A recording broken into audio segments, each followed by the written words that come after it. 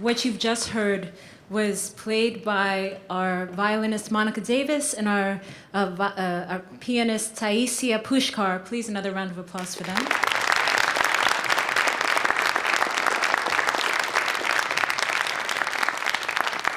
My name is Vanessa Valdez. I am the director of the Black Studies program here at the City College of New York. I am one of two of the directors of this year's 2019 Langston Hughes Festival. Thank you. The music that you've just heard was composed by Ludwig van Beethoven, and it was dedicated to George Bridgetower. Bridgetower was a friend of Beethoven's, and so what you've just heard was the Kreutzer Sonata, which was the subject of Sonata Mulatica, which is a 2009 collection of poetry by our honoree, Rita Dove. Hence, see how that works? Thank you all for coming this evening. I will do the honors now of acknowledging our community partners. We'd like to thank Word Up Books outside, if you saw the table. Veronica Liu and Word Up Books will be selling books at the end of this evening. We'd like to thank the Center of Black Literature, the Center for Black Literature at Medgar Evers College, the Paris Review, the Schomburg Center for Research in Black Culture, First Person Plural, Guernica Magazine of Art and Politics, Harlem Renaissance 100, Mosaic Literary Arts of the Diaspora, WBGO, Cave Canem, a home for Black poetry, the I2 Arts Collective, Poets House, and the Andrew W. Mellon Foundation. I will now introduce our moderator for the evening. Ms. Linda Villarosa runs the journalism program here at the City College of New York. She is an assistant professor of media and communication arts. She's also in the Black Studies program, because I'm going to say that. She is a contributing writer to the New York Times Magazine, where her most recent cover story focused on maternal and infant mortality among Black women. Her book, Under the Skin, Race, Inequality, and the Health of a Nation, will be published in 2020 by Doubleday. Please, a round of applause for Linda.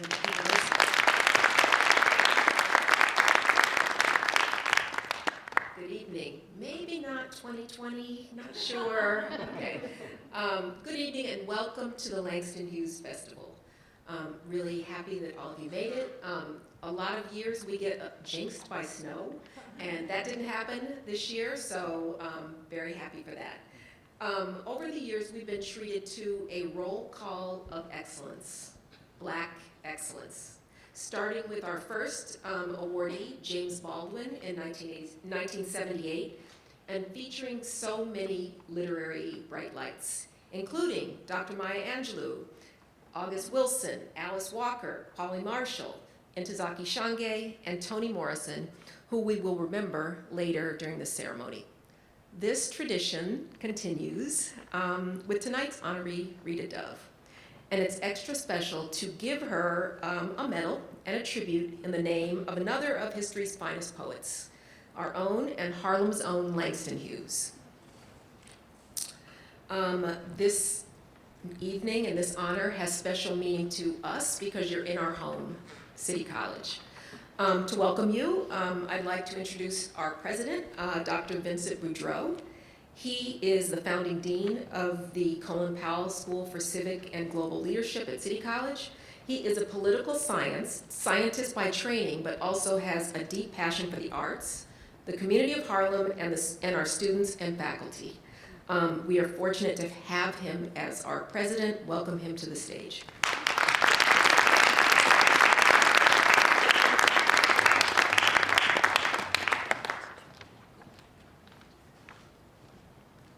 Thank you, Linda, and welcome to our college. I was this morning with my executive advisory board. This is a board made up of civic leaders from Harlem, and the chairman of that board, who is also chairs the Harlem Chamber of Commerce, is fond of saying that Harlem isn't a place, it's a state of mind. And when he says that, what he means is what happens in this neighborhood, culturally, artistically, politically, socially, economically, resonates across the country. It resonates in other countries. And so I think in inviting you all to enjoy the evening and welcoming you here, I think my biggest responsibility is to conjure a sense of this place and this festival. You heard Linda begin the list of luminaries that's been honored at the Langston Hughes Festival all through the years. Every fall, we gather here in this historic college, in this historic neighborhood, to hear some of the very greatest writers and poets in African and African American literature and poetry and letters. And so as you sit here today, and this is where I first heard Chinua Achebe speak. This is where I first heard Wole Soyinka speak, two of my early heroes when I first started reading world literature. And their voices echo through this theater. It echoes through this neighborhood. And we're all brought together in the Langston Hughes Festival every year because the great poet Langston Hughes, who meant so much to this literary tradition and so much to this neighborhood, the spirit of this man hovers over the convention year after year of a group of people who cared deeply about African American and African letters and gathered here to commemorate that. So we are going to hear some extraordinary poetry tonight by the incomparable Rita Dove. And as we do, just imagine the Toni Morrisons and the Gwendolyn Brooks, the James Baldwins, and all of the others who have been honored on this stage or have received this medal, listening with you to the tradition that they have been part of and that they came here to honor. The tradition of Langston Hughes and of literature and of Harlem, and I may say, of my beloved City College as well. Welcome tonight. I'm so glad you're here.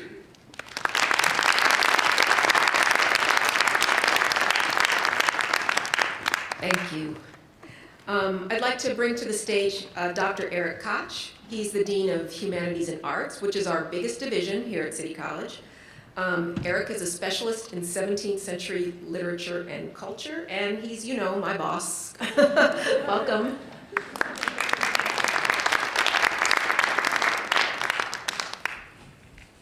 Thank you, Linda. Good evening, everyone. I certainly want to join President Boudreau and my colleague, Linda Vilrosa, in welcoming visitors to City College, in welcoming our staff, our students, and our faculty here, too. So the Langston Hughes Festival, now in its 41st year, and culminating in the ceremony that we will have tonight conferring the medal, is really one of our proudest and most cherished traditions here.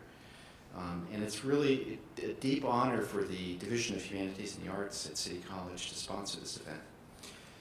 And we are privileged tonight, and I'm personally delighted to celebrate an important and accomplished poet, Rita Dove. I know we're all eager to hear from her tonight. Past medalists include, and my list is going to overlap with yours, but I think it's really an expression of how rich this festival is. It's going to go a little bit beyond too, but I too want to note that James Baldwin is a former recipient, as is Gwendolyn Brooks, Toni Morrison, August Wilson, Derek Walcott, Octavia Butler, and Zadie Smith. And Ms. Dove, past Poet Laureate of Virginia, past U.S. Poet Laureate, Pulitzer Prize winner, finds her deserved place in that truly distinguished group. And for me, the fact that this event at City College commemorates one of the greatest American poets of the 20th century represents the value accorded to humanities and the arts, to the literary humanities, and to creative activity in this academic community. I thank you all for joining us tonight. And before I leave the stage, I wanted to invite you all to join me in taking a moment to commemorate, to remember one of our past medalists and one of the true luminaries of American literature in the 20th into the 21st century, Toni Morrison. If we could have a moment of silence.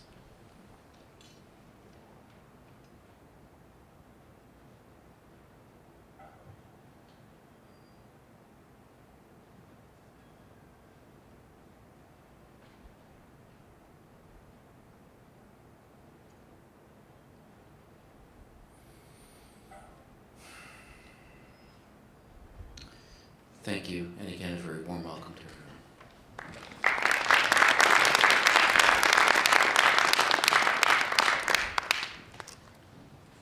It's time for some poetry now. We're honoring a poet. Let's hear some poetry. We welcome to the stage Ethel Miller, who is a poet and a literary activist. He will read Rita Dove's American Smooth, accompanied by dancers Felice Niels and Joselito Placio.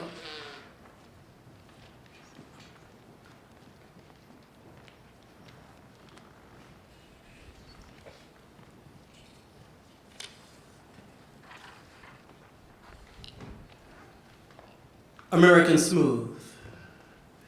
We were dancing. It must have been a foxtrot or a waltz, something romantic, but requiring restraint. Rise and fall, precise execution as we moved into the next song without stopping. Two chests heaving above a 7-league stride. Such perfect agony. One learns to smile through ecstatic mimicry, being the sine qua non of American Smooth. And because I was distracted by the effort of keeping my frame, the left foot lean, head turned, just enough to gaze out past your ear, and always smiling, smiling. I didn't notice how still you become until we had done it. For 2 measures, 4, achieve flight, that swift and serene magnificence, before the earth remembered who we were and brought us down.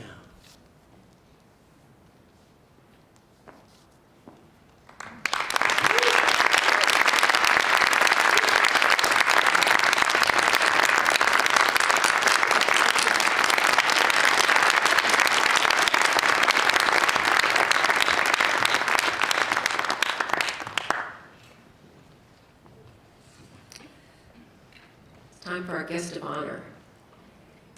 Rita Dove is an American treasure, the author of 10 books of poetry and the recipient of the 1987 Pulitzer Prize in Poetry for her book in verse, Thomas and Beulah.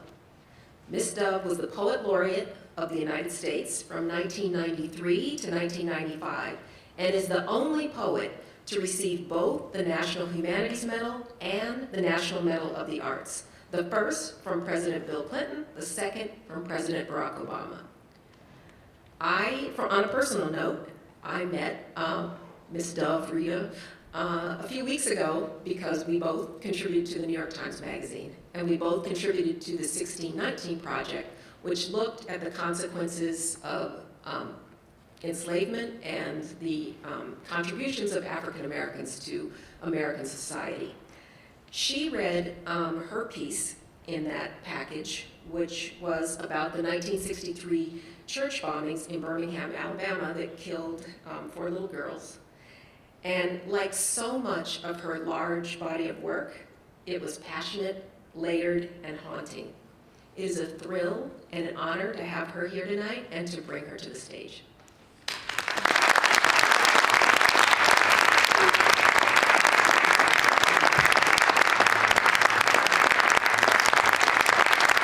Thank you.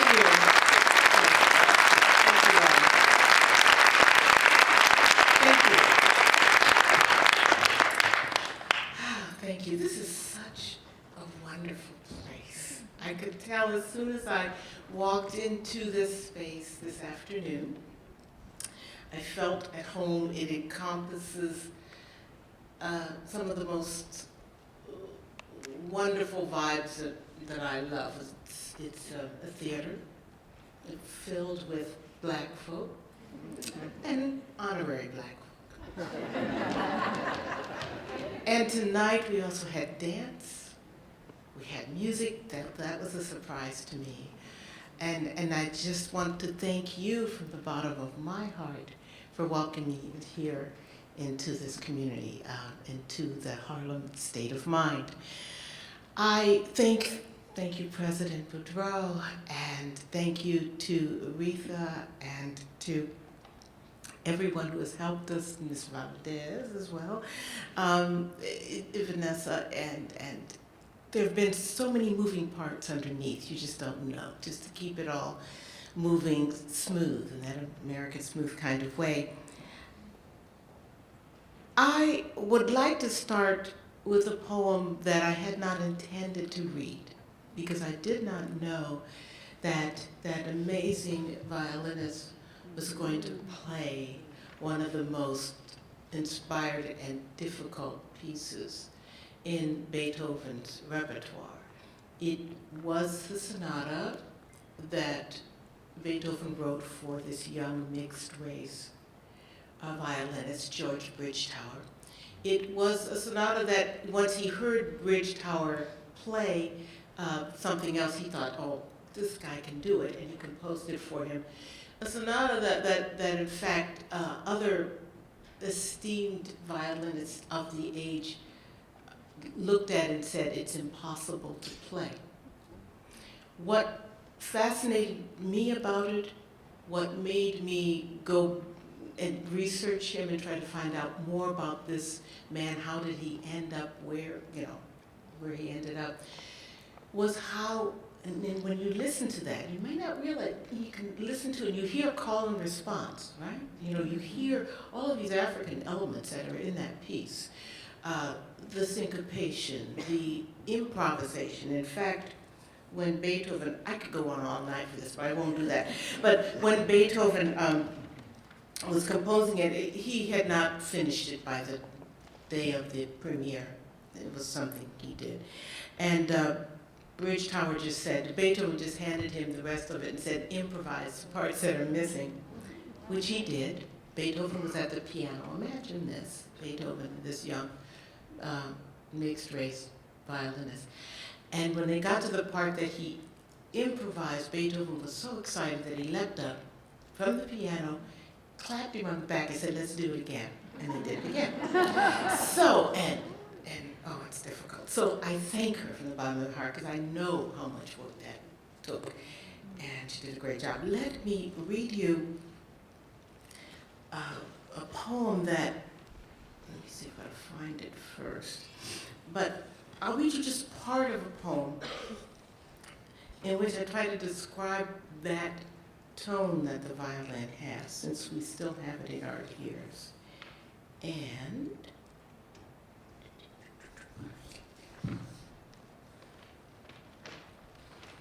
now this is happening right after the first performance, because Bridgetower did premiere it.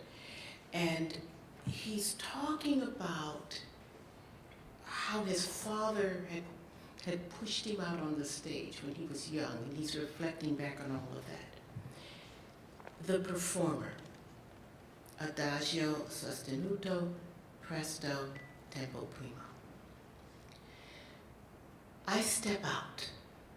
I step out into silence. I step out to take my place. My place is silence before I lift the bow and draw a finger width of ache upon the air.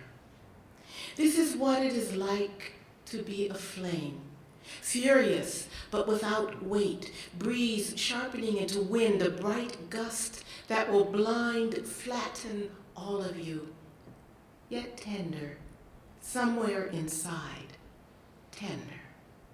If you could see me now, Father, you would cry, though you wept easily, as I remember, and even so it was manly, the way that thick black fist daubed your cheek with those extravagant sleeves quivering. I prefer to stand, cheek cushioned, and soothe her as I pull the sobs out gently. Yes, you can hear it. You who made me can hear it, just as he's making me hear it now, so that I can pull it from her. So that back and forth between the pianist and the violinist is, we tend to think of, I think so often, of classical music as something that is not part of the Black heritage, and I found that piece was every bit a part of the Black heritage. So I had to read that, and I'm so grateful for that. Sing song.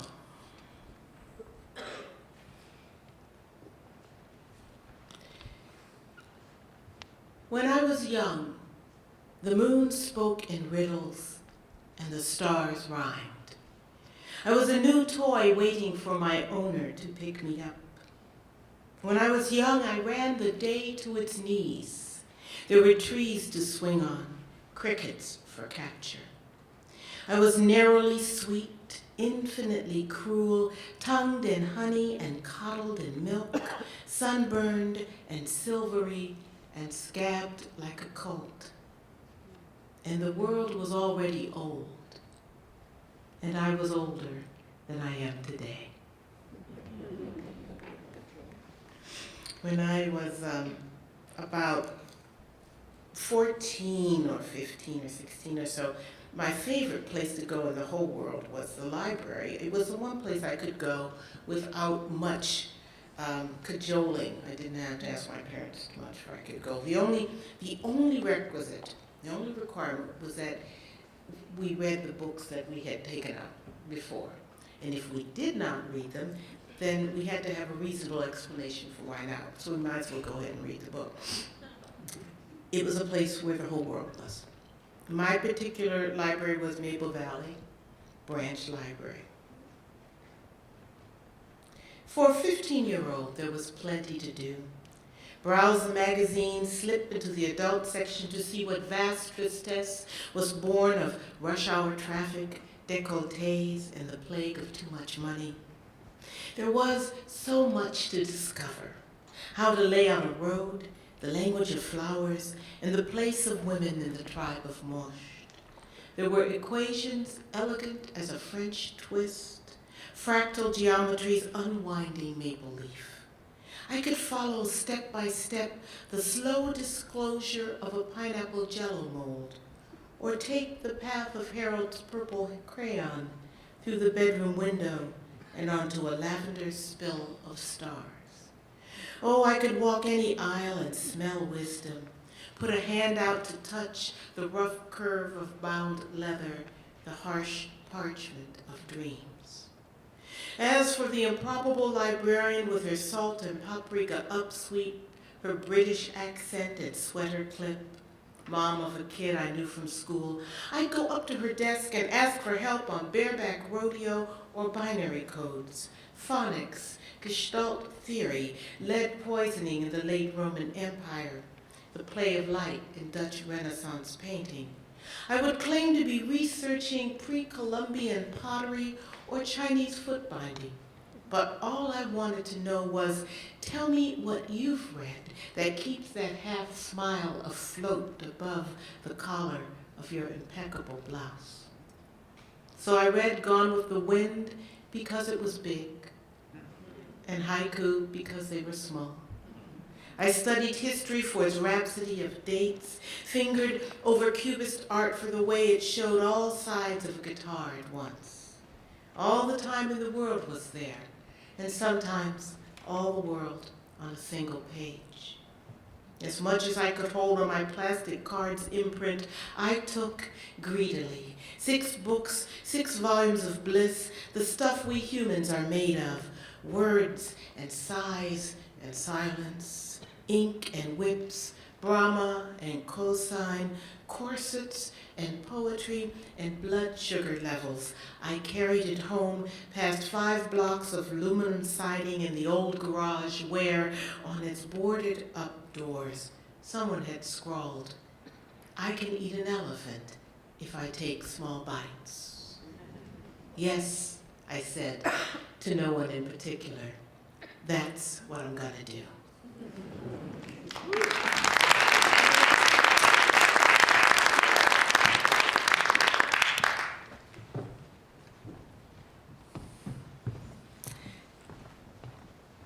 This afternoon, there was a wonderful symposium being held. Some of you were there, and though it was a bit disconcerting to have people talk about my work while I was sitting there, and I'm sure it was disconcerting for them too. It was they did a wonderful job, I think. One of the poems that they discussed was a poem called Parsley, which is a poem that I did not want to write because it hurt a lot to write it. It was about the massacre that took place in the Dominican Republic. It's called Parsley because that was the word that General Trujillo, the dictator, at the time had chosen to be a kind of modern-day shibboleth. He had the cane workers come up and pronounce the Spanish word for parsley, perejil. And those who could roll their R's were obviously spoke Spanish or some Creole, some kind of Spanish. And so they were not the Haitians, and they lived. The Haitians, however, could not roll that R. They came from the French tradition. Their R was further back in their mouth, in their throat, and so it came out as an L. And when I came across this fact, and I literally really came across it not looking for it, it was many, many years ago, and I came across, I'm not going to tell you how I came across it, but I mean, it was really one of those incidental things. I was curious. I saw the color green across the room in a bookstore, and I went over to see what that book was. It had that green cover, and the title was Parsley, and it was all about the Dominican Republic, and I read the story, and I couldn't believe it. I also didn't want to believe it, but I had to follow that route, and this poem came out of that. It's in 2 parts, and each part has a title. Parsley, the cane fields. There's a parrot imitating spring in the palace, its feathers parsley green. Out of the swamp the cane appears to haunt us, and we cut it down. El General searches for a word. He is all the world there is.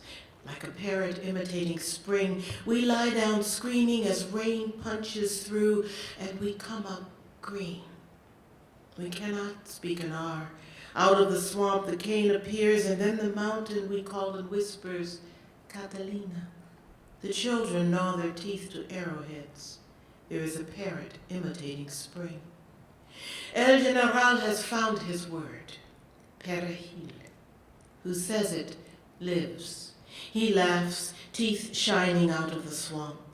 The cane appears in our dreams, lashed by wind and streaming, and we lie down.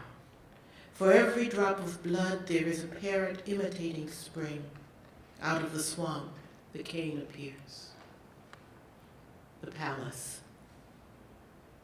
The word the general's chosen is parsley.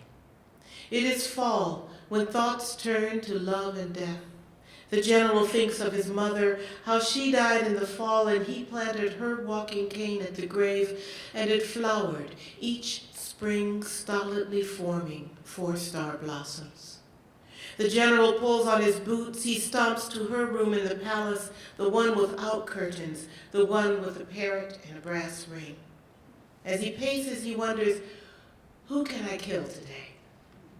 And for a moment, the little knot of screams is still. The parrot, who has traveled all the way from Australia in an ivory cage, is coy as a widow, practicing spring. Ever since the morning his mother collapsed in the kitchen while baking skull-shaped candies for the Day of the Dead, the general has hated sweets. He orders pastries brought up for the bird. They arrive dusted with sugar on a bed of lace. The knot in his throat starts to twitch. He sees his boots the first day in battle, splashed with mud and urine, as a soldier falls at his feet, amazed.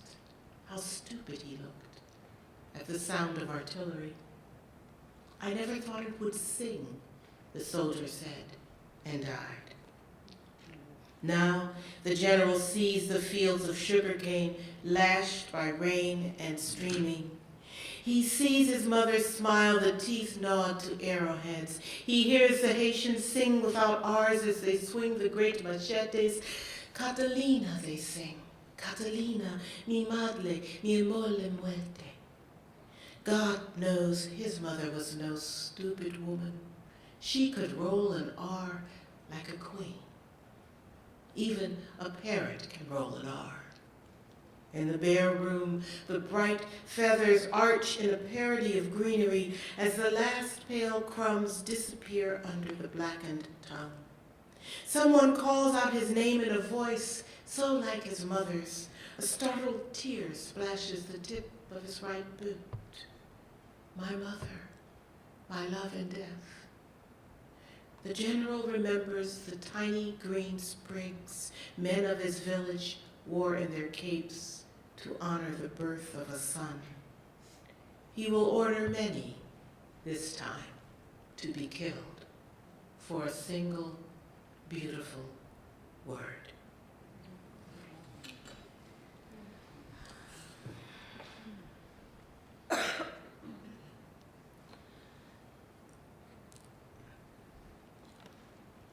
Another bird, a different kind of bird. Canaries.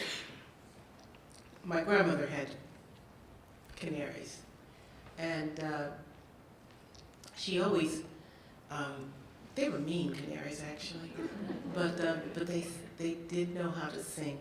And then years later, you know, canaries are also the terminology that jazz musicians used to use for the female vocalist. But it's also the bird that they take down in the mines and to test for gas leaks, because if the bird dies, then they know that there's a leak and it's not safe for men. This poem is dedicated to Michael S. Harper, one of our gone but beautiful poets. Canary. Billie Holiday's burned voice had as many shadows as lights. A mournful candelabra against the sleek piano, the gardenia her signature under that ruined face. Now you're cooking drummer to bass, magic spoon, magic needle. Take all day if you have to, with your mirror and your bracelet of song. Fact is, the invention of women under siege has been to sharpen love in the surface of myth. If you can't be free, be a mystery. My grandmother wanted to go to Paris. She would have fit right in. Because there was a certain kind of woman, usually from the islands, who would walk down the street and you knew that you needed to get out of their way. So, the island women of Paris skim from curb to curb like regatta, from Pont Neuf to the Quai de la Harpe in cool negotiation with traffic, each a country to herself, transposed to the city by a fluke called imperial courtesy. The island women glide past, held aloft by a wire running straight to heaven. Who can ignore their ornamental bearing, turbans haughty as parrots, or deft braids carved into airy cages transfixed on their manifest brows? The island women move through Paris as if they had just finished inventing their destinations. It's better not to get in their way, and better not look an island woman in the eye, unless you like feeling unnecessary.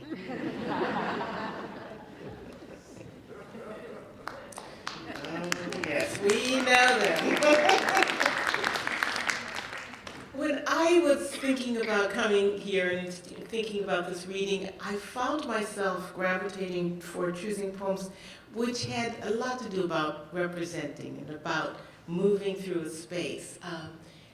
In a way, in honor of Langston Hughes, who celebrated the joy that a person could have just being themselves, when other people can also see that joy. And so this poem is another kind of strutting. The person who's doing it is Hattie Mcdaniel. Now, Hattie Mcdaniel, you know, was the first African American to get an Oscar. She got it for playing a maid. A lot of people said, oh, she should have played a maid. Her answer to that was, who else was I going to play? And her maids were subversive. If you ever go back and watch all of the things that she did, these maids, they didn't take any guff. Okay. The year that she got the Oscar for, and she was in The Gone with the Wind, it took place at the Coconut Grove, and you had to walk about a block and a half around, you had to walk around the corner and walk into the Coconut Grove. Hattie Mcdaniel arrives at the Coconut Grove late. In aqua and ermine, gardenia scaling her left sleeve in a spasm of scent, her gloves white, her smile chastened, purse giddy with stars and rhinestones clipped to her brilliantine hair. On her free arm, that fine Negro, Mr. Wonderful Smith. It's the day that isn't, February 29th, at the end of the shortest month of the year. And the shittiest too, everywhere except Hollywood, California, where the maid can wear mink and still be a maid, bobbing her bandaged head and cursing the white folks under her breath as she smiles and shoos their silly daughters in from the night dew. What can she be thinking of, striding into the ballroom where no black face has ever showed itself except above a serving tray? Hi-hat Hattie. Mama Mac, her haughtiness, the little lady from Showboat whose name Bing forgot. Beulah and Bertha and Melina and Carrie and Violet and Cynthia and Fidelia, one half of the dark Barrymores. Dear Mammy, we can't help but hug you, crawl into your generous lap, tease you with arch innuendo so we can feel that much more wicked and youthful and sleek. But oh, what we forgot. The 4 husbands, the phantom pregnancy, your famous parties, your celebrated icebox cake. Your giggle above the red petticoats rustle, black girl and white girl walking hand in hand down the railroad tracks in Kansas City, 6 years old. The man who advised you, now that you were famous, to begin eliminating your more common acquaintances, and your reply catching him square in the eye. That's a good idea. I'll start right now by eliminating you. Is she or isn't she?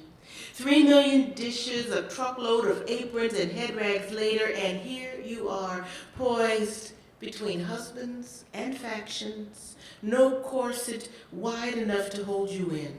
Your huge face, a dark moon split by that spontaneous smile. Your trademark, your curse. No matter, Hattie. It's a long, beautiful walk into that flower-smothered standing ovation. So go on and make them wait.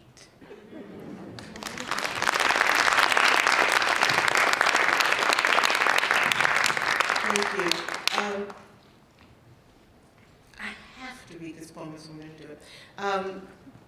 Because it takes place right around here. The year, however, is 1919. Now, when black men wanted to enlist in World War I, the American Army didn't know what to do with them because it was a segregated army. And so they dithered. And the French, who were not so squeamish, said, if you don't want to take these fighting men, we will. And that's how the many regiments, was the most, I think, celebrated of them was the 369th Regiment, went over to the war theater. They were the first to reach the Rhine. They distinguished themselves with the most number of Croix de Guerre, the Cross of War, the real famous medal. And then when they came back home as heroes, they marched down in a victory parade right here in Manhattan.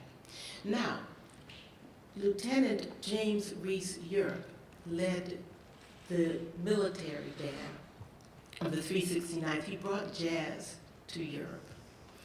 And the Europeans were wild for it. And so when they came back, the 369th marched up Fifth Avenue, and everyone expected them, they were lying in the streets, oh, they're gonna, really cut out now. They played strict marches until they reached Harlem.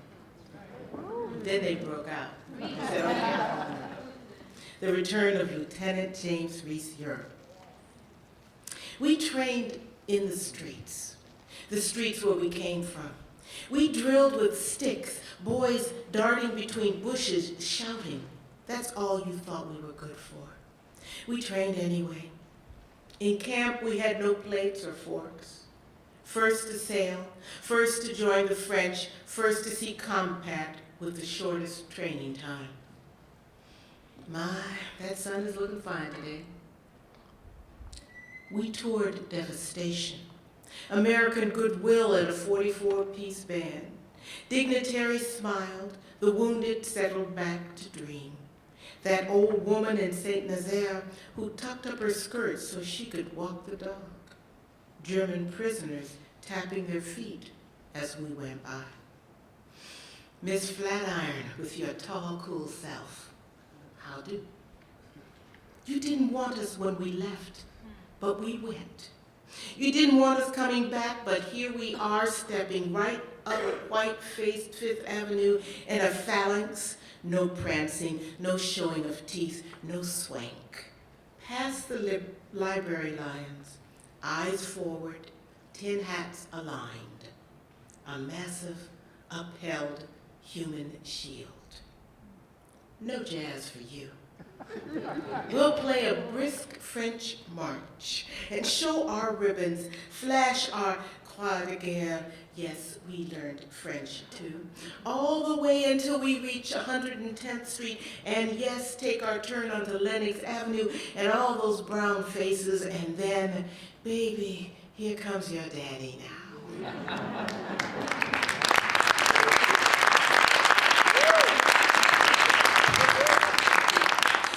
I'm going to end with two poems and then get a chance to talk with Elizabeth. That would be so great. But I'm going to end with two poems. One of them is for my husband, who has been with me through so much and everything, and you know, we really kind of joined it together. And then someone said to me once, one of my students said, well, I don't see any love poems to your husband, you know. I said, well, that's because I love him every day. I just haven't written any. And I thought about that. I said, yeah, you're right, you're right. So this is for a friend. Heart to heart. It's neither red nor sweet. It doesn't melt or turn over, break or harden, so it can't feel pain, yearning, regret. It doesn't have a tip to spin on. It isn't even shapely, just a thick clutch of muscle, lopsided, mute. Still, I feel it inside its cage, sounding a dull tattoo. I want, but I can't open it. There's no key. I can't wear it on my sleeve or tell you from the bottom of it how I feel. Here, it's all yours now, but you'll have to take me too.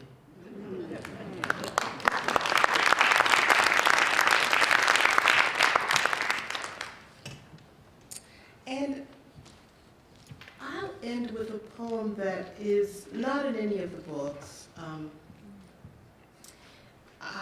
I wanted to do so much, but I can't be here forever with you, though I'd love to because you're a wonderful audience. Let me read the poem that is, it's a found poem. Now, a found poem is a poem where none of the words or none of the phrases are imagined, but they kind of pop up at you. And I was so intrigued by the imagination it took to describe hair products and wigs and things like that, that I decided, I just started gathering all these phrases and then it came out as a sonnet. Found sonnet, the wig. 100% human hair, natural, Yaqui synthetic Brazilian blend, Malaysian, Kanekalon, Peruvian virgin, pure Indian, iron friendly, heat resistant, bounce, volume, featherweight, short and sassy, swirls and twirls, smooth and sleek and straight, wet and wavy, future of fiber, weave a wig or shake and go. Classic, trendy, micro kink, frosted pixie tight cornrow, full, 3/4, half, stretch cap, drawstring, ear tabs, combs, chignon, headband, clip-in bangs, easy extensions, and ponytail domes. Long or bobbed, hand-tied, layered, deep twist bulk, pre-styled updo, Remy closure, Swiss lace front, invisible L part, J part, U.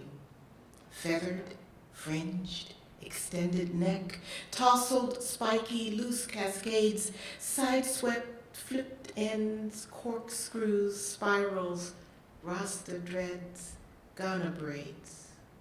Passion wave, silk straight, faux mohawk, Nubian locks, noble curl, Cleopatra, vintage vixen, empress, Hera, party girl. Thank you so much. So Elizabeth Alexander will join Miss Rita Dove in conversation tonight. And I'll just say it, dream team. Dream team. These women are a dream team. Dr. Alexander is the president of the Andrew W. Mellon Foundation, and there is no better person to lead the country's largest funder in arts and culture and humanities and education than a poet, an educator, and a scholar who is committed to social justice. You can read more about her in the program, but I'll just pull one little tidbit out of the bio. She wrote that poem, Praise Song for the Day, for Barack Obama's presidential inauguration in January 2009. Thank you, Elizabeth, for that. Come to the stage.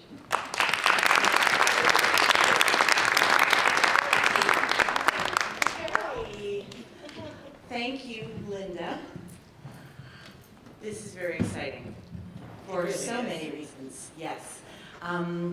This is my big sister and shining star and guiding light in poetry. I'm going to tell a story about that. We are in Harlem. We are at City College. I was born on 135th Street, so it is wonderful to be in the ancestral ground. I grew up in Washington, D.C., but my family is Harlemites on both sides since 1918, so it is wonderful to be here. My great uncle taught art at City College. So it is a really great place to be, and it's great to also be hosted in the space of Black Studies, my eternal institutional home and affiliation. So that is wonderful too. And so to be in conversation with Rita we've been talking for a long, long time. Yes. But it is a magnificent treat, and there is so much that we could talk about. I want to start first with Langston Hughes. And I was thinking about, this is a festival in his name, we're in his words, we're in his space. I was thinking about the ways that poems contain so many other poems, even when we don't consciously put them there. So I was loving, for example, in listening to you read about James Reese Europe, and suddenly I was like, oh, Negro Hero suggesting Dory Miller by Gwendolyn Brooks. I had to kick their law into their teeth in order to save them. And I thought that attitude, that time, that, kind of configuration, like that's in there, even if you didn't put it in there. So thinking about Langston Hughes, what does he mean to you? When did you first encounter him? And how is he in there? Langston Hughes was the first Black poet that I encountered. Up until that time, and I think it must have been about 12 or something like that, because up until that time I had been reading, what I loved to read was Shakespeare, in terms of poetry, I leafed through anthologies. I loved it all.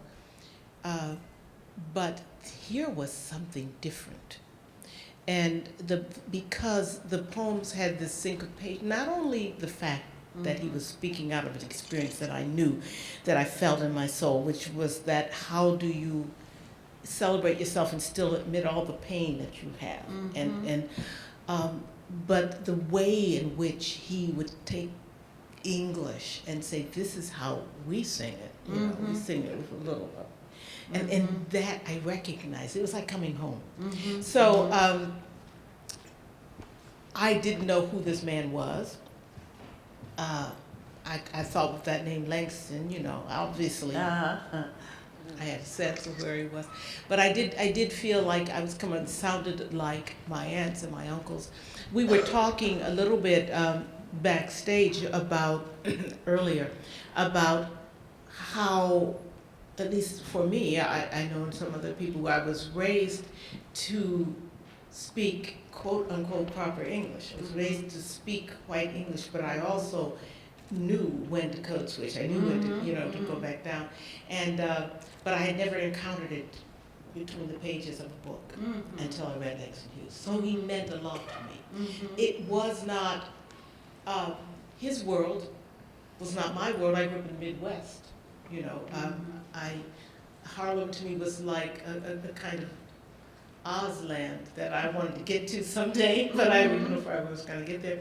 And my experiences were different, but the emotions and feelings and the language were the same. I was going to ask you about Harlem in your mind, Harlem in your imagination, and then when you actually encountered it. So you've touched on that, but more about Langston also. You know, I remember the first Langston Hughes book I had. My parents had The Panther and the Lash. That is would be my interesting. parents actually. But that was one of the books that I encountered, and then more books later. And you mentioned anthologies. What anthologies were precious to you when you were young, and was that where you encountered his work, or in a volume of his own? I encountered his work in anthologies, and they were really, this was really the kind of what do you call it, like hopscotch education that you get. Because I think it was an anthology that was just happened to be on my parents' shelves because they were subscribing to things, you know, book clubs and stuff. And so I think it was one of Louis Under my treasures, yes. you know. So there were two poems there, Yes. basically. Yes. Then I went to the library, and I began to get the books out of the library. So the whole montage of Dream Deferred Yes. was to me an amazement. This man had written that whole thing. I was in my teens by then. Yeah. And so, you know, two anthologies. You see, I brought a few I see. books here, and I want to get back to poems, but to also talk about the expansiveness of the kinds of writing that you've done. So, you know, you are our great American poet, but also you've taken on service in a way to the community, to the nation, in putting together this Penguin anthology of 20th century American poetry. You've written novel, you've written libretti, you've written plays, you've written in lots of different genres. So 2 questions. Number 1, can you talk a little bit about genre and poetry as home base? Let's start there, and then I want to talk about this book. Okay. My first writing were short stories, science fiction, because that was the first thing that I felt energized to respond to. It seemed like a world, and we're talking 10 or 11 years old now, but it seemed like a world where there were aliens. If there were aliens and there were people meeting other strangers and trying to learn to think like them, and that spoke to me.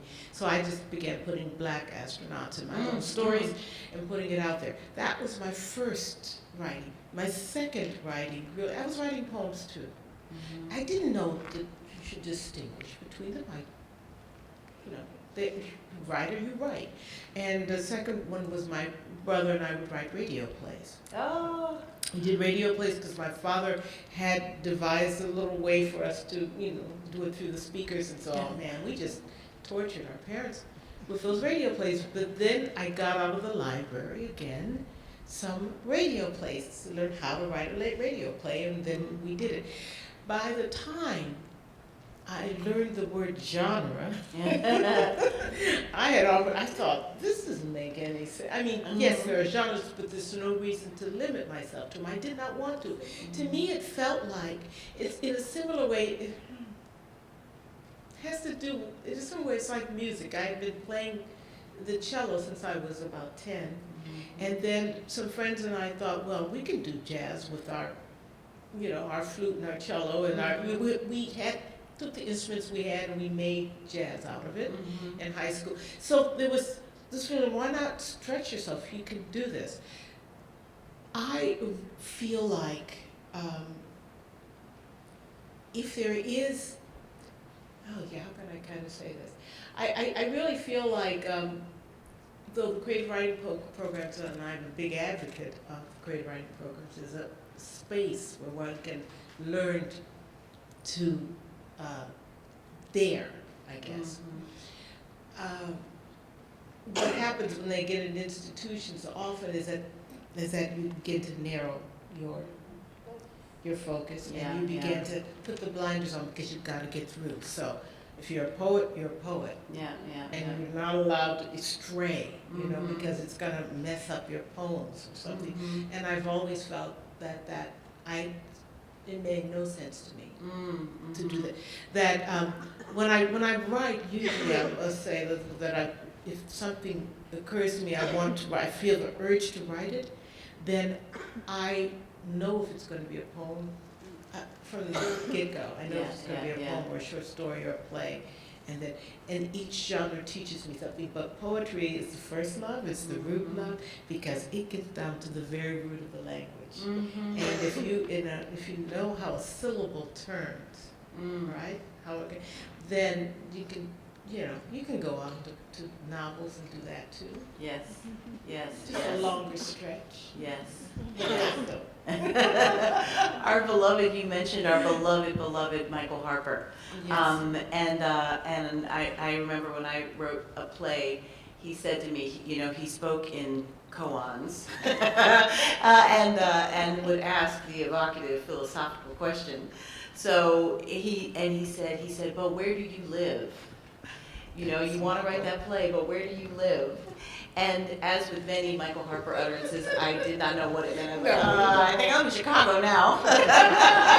But as I thought about it, I think just that notion of, you know, what is the root, even when you try other things, which maybe even has something to do with brain structure and how you make things out of your body, you know, which I heard this was, and thank you also, that reading was extra exquisite, and I heard how it came out of your body, you know, in a way that your poems do.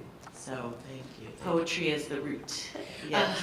Poetry is the root, and you know, and watching those dancers come out, and then Ethel read that poem, and it reminded me too. Yes, it comes right from the foot soles all the way up. All the way up. That's right. I have a little anecdote to tell you too about. It's not about Michael, but it's about Derek Walcott, who also has written. You know, he's written so many plays, and when I had written a play that they were going to do a staged reading of it at the 92nd Street Y, and it was a 2.5-hour play. It was a standard size play, but the Y said 90 minutes, you know, because they had to, you know, overtime and all that stuff. So for the janitors, and so I had to cut it down, and Derek offered to direct it. This is the darker shade. This is the darker face of the earth, right? Face of the earth, Derek had offered to direct it, and he said, well, first cut it down. And I'm like, you know, he said, it's good practice, you can do this. And I was he had read it, I boldly given it to him, poor man. And he read it, and then he said, we had this meeting, he said, you need to give us more of the interior. You know, what are they thinking? And I'm thinking, well, it's a play. The problem with plays, the difficulty with plays, that everybody's talking all the time. Yeah. You know, they're talking. They're not really saying what they mean. And he says, you need a few more monologues. I said, I don't really know how to do that monologue. And he said, arias. They're arias. And, you know, by mix, you know, if you don't familiarize yourself with, you don't know all the arts. That, you know, that idea of the arias helped me write the play, right? Which then also helped me write the next poems, you know, to do some of these, you know, like James Reese Europe, for instance. So that's why I love being in the theater right now. It's wonderful to It's be in so a theater. good. Yes, Yeah. yes, yes. And so to this extraordinary anthology, the Penguin Anthology of 20th Century American Poetry, I had it out on my desk at work, and a young woman who works with me, we were doing some work things, and I saw her eyes. I said, well, you know, go ahead. And she's like, so, I know she's a poet, but I don't know about this. And I said, well, you know, borrow this after I do my work tonight. And I said, but here's what you need to understand. 20th century American poetry, and now turn it over. Wallace Stevens, T.S. Eliot, Elizabeth Bishop, Robert Hayden, Gwendolyn Brooks, Derek Walcott, Adrienne Rich, John Ashbery, Anne Sexton. Like, that's what you need to understand about the ground that this anthology cleared, and that, you know, in your saying, this is American poetry, not what most of our anthologies have given us, as you say, two Langston Hugheses in Louis Untermeyer, though that, I mean, that was an important anthology to me when I was young too, so many, many treasures, but not American poetry in its fullness. And so this cleared ground, this is an extraordinary sacred text, and also there were people who fussed about it, because you were, you know, saying this is what it is. And I just want to read this from the fantastic, fantastic introduction, just so we can also hear how a thinking poet writes prose. Emily Dickinson and Walt Whitman are generally regarded as the double-yolked egg from which hatched a brood of distinctly American prosodies. Whitman would have thrilled to the multitudes thronging Hart Crane's Brooklyn Bridge and stood shoulder to shoulder, howling with Allen Ginsberg. Dickinson would have hummed along with the happy genius of William Carlos Williams's household, but the century was advancing, acquiring its own demons. Four men emerged as early monoliths: Robert Frost, Wallace Stevens, William Carlos Williams, and Ezra Pound, born within 11 years of each other. These four, soon joined by T.S. Eliot and E.E. Cummings, would lay the framework for modern poetry that informed most of the poetic trends specific to the United States of America. Yes, these six poets were all Caucasian males, but so was then, by design, membership in the cultural elite. For the most part, minority expression was obliged to identify itself in relationship to the establishment. Female and non-white poets had little chance but to emulate, or, if temperamentally suited, argue with the rulers of mainstream perception. And that's just a little bit of this extraordinary setup. So I'd love to talk about the making of this book. Yeah, please. Well, Elda Roeder, wonderful editor at Penguin, approached me and asked if I would be the editor for this anthology. The last one they had done, I think it was with Donald Hall. It had been in the 60s, 1960, I believe. And now, you know, as a woman, a wonderful poet, you know that the thing you want most in life is just to be able to sit down with your poems and leave me alone, let me write these things. The last thing I wanted to do is to take on an anthology, because I know you make enemies as soon as you do an anthology. Two things made me do it, and my response was almost immediate. I said yes. One of them was the fact that I was going to be the only editor. Yeah. That I was the sole editor for the 20th century American poetry, not African American poetry, not, you know, female poet, not just that she had that vision, that Penguin had that vision to say, you are an American poet. And that's what we want you to do. That was the one thing. The other thing was the thought of someone, some young person opening an anthology, and who are they going to find there, and how that will affect them. And I thought, that I could not say no to that person sitting on that couch. What I wanted to do an anthology that, because every anthology has huge gaps in them and mistakes. But I thought what we needed as an anthology was not the Norton. The Norton is great. The Norton is a massive thing. It daunts you to look at it because you can even lift it up. But the amount of scholarship, the amount of backstory that you get for every poet is extensive. And I thought, no, I don't want that. I want the briefest of bios for each poet, but let the poems shine, number one. Number two, this came as a right at the end of the century. And so the century was already closed. So now it was over. Now the 20th century was over, and it was a way to make, bookends on it and say, okay, anything between 1900 and 2000 is what we're going to deal with. And so I thought, let's see what the 20th century, how it identifies itself in poetry. And it turned out, I just began to read like mad everything that happened as I could. And first I do this with my poems too. I don't have any organizing principle. At first it's utter chaos. And I was just reading, the basement was full of books. And then it's one poet would lead me to another, one magazine would lead me to another, until I began to say, oh, this person mattered a lot in 1926. And then they might have disappeared, but what they blossomed, what they gave root to, was vitally important. It was a different kind of anthology in that sense. I think that it was trying to also say, look at who other poets were being influenced by, and look at the world and how it was influencing the poets. And so that's how it began. That's how it began. And then, for instance, I began to see I let the shape itself, form itself. And that was the wonderful part of it. Then came getting permissions, and that was deals. Well, and something like getting permissions, I think that sometimes we think that culture as it's narrated, springs up inevitably. But there are choices, there are practicalities, there is business. Yes. So could you talk about that? Well, what I did discover when I was doing the permissions, and someone else was doing the permissions too and helping me, and I had a budget and all that kind of stuff, but how incredibly political it can get.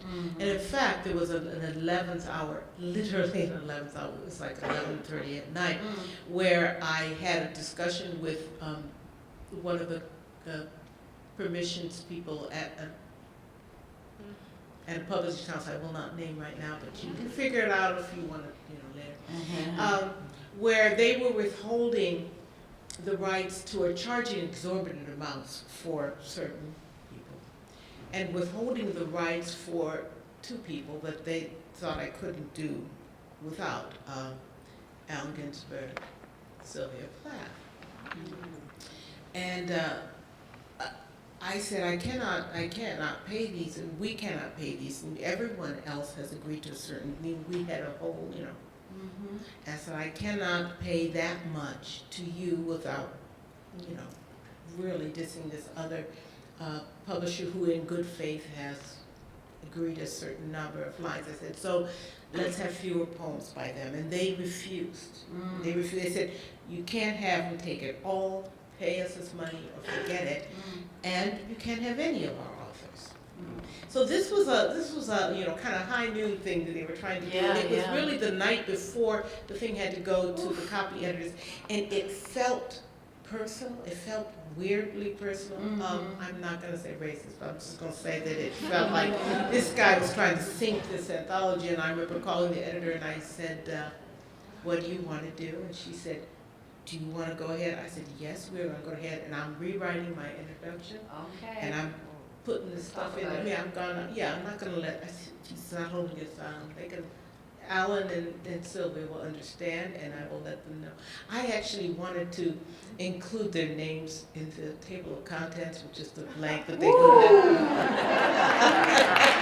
They said, we can't do that, we might get sued. But you know, that was an interesting moment. Yeah. It was an inkling of what was going to happen later on down the line with reception in some circles, the anthology. Mm-hmm. But the book endures, and the book reaches people, and the book, you know, it is that young person Yes. who's saying, what is that? What is that about? Right? Yeah, and I think that also anthologies are so important because, especially when we come upon them when we're young, and maybe, Yes. you know, in the library, maybe we have, you know, there are infinite books. Maybe at home they're not infinite books. You know, it's the known world of what there is, and so I think we just read the anthologies that we have access to over and over and over again, and you can read them in different moods, and you can pick through them, and you can love Yes. one thing and then go to find more. They're very, very important. They are. So this is doing such work in the world, and is also a part of your citizenship. You know, you've also been our poet laureate. You recently finished doing the New York Times Sunday Magazine poem column. You did the Poet's Choice column for the Washington Post, and I think that was syndicated, wasn't it, when you did Poet's Choice? Yes, I believe so. I think it was. Yes. So I think about all of this citizenry with the word. What does that mean to you? I can't imagine living without it. It's part of me. It's part of my DNA. My feeling, because so much of who I am today and where I am today is because of other people's citizenry, but because of the community that supported me, because of programs that were, you know, helped me. If I had not had the benefit of the music program, music in the schools, I don't know who I would have become. If, you know, as a fourth grader, being allowed to pick out an instrument, right, and then learning how to play it, and what that did to teach you how to listen to words. All of these things somebody fought for. Yeah.